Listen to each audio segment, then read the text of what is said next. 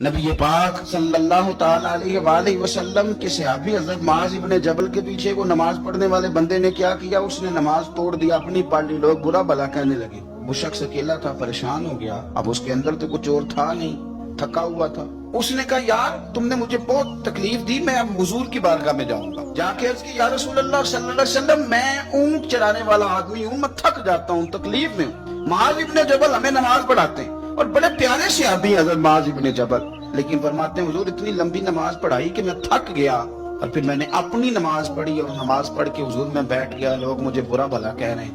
حضرت ابو مسعود انصاری رضی اللہ تعالیٰ عنہ فرماتے ہیں میں بھی اس جماعت میں شریک تھا، میں نے حضور کو اتنے غصے میں کبھی نہیں دیکھا۔ فرمایا بلاؤ نا معاذ ابن جبل کو۔ حضرت معاذ ابن جبل آئے تو حضور فرمان یہ لفظ ہیں حدیث کے، حضور فرمانے لگے کس نے اجازت دی اتنی لمبی نماز پڑھانے؟ فرمایا میں لوگوں کو دین کے قریب کرتا ہوں، تو دور کرتا ہے۔ فرمایا زیادہ سے زیادہ تو نے پڑھنی ہو تو سورہ شمس پڑھ لیا کر۔